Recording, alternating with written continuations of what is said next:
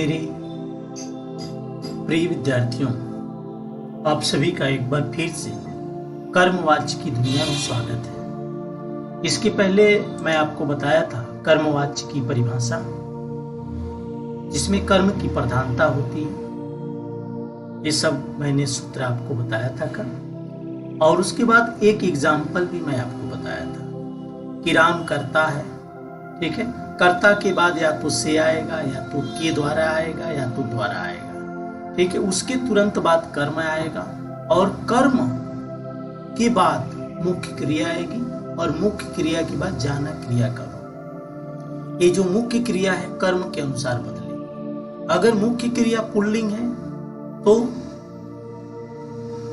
अगर कर्म पुल्लिंग है तो मुख्य क्रिया भी पुल्लिंग होगी। अगर कर्म एक वचन है तो मुख्य क्रिया भी एक वचन होगी। आइए दूसरा एग्जांपल, मोहन के द्वारा आइसक्रीम खाई जाती है। ध्यान दीजिएगा, आइसक्रीम कर्म है और आइसक्रीम स्त्रीलिंग है, इसलिए इसकी क्रिया भी हम स्त्रीलिंग कर रहे हैं। बात समझ में आ रही है, ठीक है। मोहन के द्वारा, मोहन करता है, कर्ता के तुरंत बाद के द्वारा या से या द्वारा आएगा, आ गया। इसके तुरंत बाद कर्म आएगा, और कर्म के तुरंत बाद मुख्य क्रिया, और मुख्य क्रिया कर्म के अनुसार बदलेगी। राइट, एक वचन, इसलिए क्रिया भी एक वचन। और ये जो है ये जाना क्रिया का रूप है, यानी यह मुख्य क्रिया स्त्रीलिंग होगी तो जाना क्रिया का रूप भी स्त्रीलिंग होगी। राइट। अब यहां देखिए, मोहन के द्वारा क्या खाया जाता है, जो उत्तर आएगा वही तो आपका कर्म है।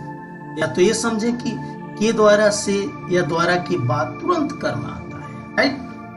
तहजीब के द्वारा पकौड़े खाए जाते हैं। तहजीब करता है, कर्ता के तुरंत बाद या तो से या तो द्वारा या तो के द्वारा आ गया, और इसके तुरंत बाद आपका कर्म आएगा। कर्म यहाँ पकौड़े है। पकौड़ा क्या है, पुल्लिंग है, इसलिए मुख्य क्रिया भी पुल्लिंग होगी। पकौड़ा बहुवचन है, इसलिए मुख्य क्रिया भी बहुवचन में होगी। ठीक है, देख रहे हैं, पुल्लिंग बहुवचन, ठीक है। आइए जाना क्रिया का रूप है, जो मुख्य क्रिया होगी वही इसमें भी होगा, बहुवचन में ये भी लगा रहे। आज समझ में आ रही है। तहजीब के द्वारा क्या खाए जाते हैं, पकौड़े, कर्म आ गया। एक और एग्जाम्पल, गीता के द्वारा पाजामा सिला जाता है। गीता करता है, कर्ता के तुरंत बाद से के द्वारा या द्वारा आएगा, आ गया। इसके तुरंत बाद कर्म आएगा। कर्म क्या है, पाजामा। कर्म के तुरंत बाद मुख्य क्रिया है, ठीक है। तो कर्म यदि पुल्लिंग है तो मुख्य क्रिया भी पुल्लिंग बनाना पड़ेगा। यदि कर्म एक वचन है तो मुख्य क्रिया भी एक वचन। अगर बहुवचन होता तो इसे हम सीले बोलते हैं। अगर मुख्य क्रिया पुल्लिंग एक वचन है तो जाना क्रिया का रूप भी पुल्लिंग एक वचन होगा। समझ में आ रही। अब तो कर्म की पहचान आप कर सकते हैं। उपर्युक्त उदाहरण में कर्म की प्रधानता है। तीन महत्वपूर्ण बिंदु समाहित होते हैं। कर्म की प्रधानता होती है, क्यों? कर्म के अनुसार ही मुख्य क्रिया में परिवर्तन होता है। क्रिया कर्म के अनुसार बदलती है। बस समझ में आ रही, क्रिया कर्म के अनुसार ही बदलती है, ठीक है। और तीसरा, प्रत्येक वाक्य में कर्म की मौजूदगी होगी, अर्थात सकर्मक वाक्य होगा, अकर्मक नहीं। कर्म होगा ही होगा, बिना कर्म का कर्मवाच्य नहीं हो सकता। राइट। अब कर्मवाच्य की पहचान वही है जो मैं इसके पहले बताया, ठीक है। कर्मवाच्य की पहचान, जिस वाक्य में कर्ता के साथ से, के द्वारा, द्वारा आए और उसके तुरंत बाद कर्म आ जाए, कर्म के बाद मुख्य क्रिया। मुख्य क्रिया में देखेंगे कि मुख्य क्रिया वर्तमान काल में है कि भूतकाल में कि भविष्य काल में। अगर वर्तमान काल में है तो जाना क्रिया का रूप भी वर्तमान काल में होगा। अगर भूतकाल में है तो जाना क्रिया का रूप भी भूतकाल होगा। राइट, ये इसका सूत्र है। राम ने पत्र लिखा, ये कर्तृवाच्य है, क्योंकि राम कर्ता के बाद से, के द्वारा या द्वारा आना चाहिए, नहीं आया, कर्तृवाच्य। अब इसको बनाना है तो राम की बाद या तो द्वारा लिखी, या तो के द्वारा, या तो से। अब आप पूछेंगे सर तीनों में से कैसे हम जानें क्या लिखना होगा?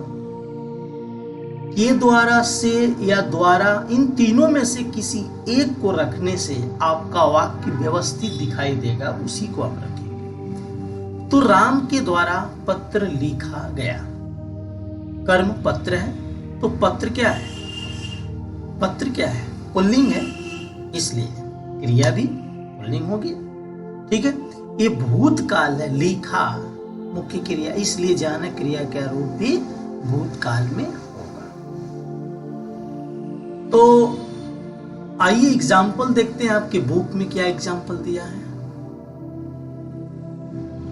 ये यहां देखिए, कर्तृवाच्य से कर्मवाच्य बनाया। हर कर्तृवाच्य में से, द्वारा, के द्वारा कर्ता की बात नहीं है, लेकिन इसमें कर्ता के तुरंत बाद या तो द्वारा है, या तो से है, या तो के द्वारा है। ठीक है, के द्वारा या द्वारा एक ही बात है। ठीक है, कर्म है, तो इस तरह इसको आप लगाने का प्रयास करेंगे और इसी के आधार पर कम से कम 5 कर्तृवाच्य अपने से बनाएंगे और जो बुक में न दिया हो, और उस कर्तृवाच्य से 5 कर्मवाच्य बनाएंगे। राइट, तो कर्मवाच्य के बारे में कल फिर कुछ चर्चा करेंगे, उसके बाद भाववाच्य की चर्चा करेंगे। तो हिंदी व्याकरण की अनुपम श्रृंखला आपको कैसी लगी, आप मुझे अवश्य बताएंगे।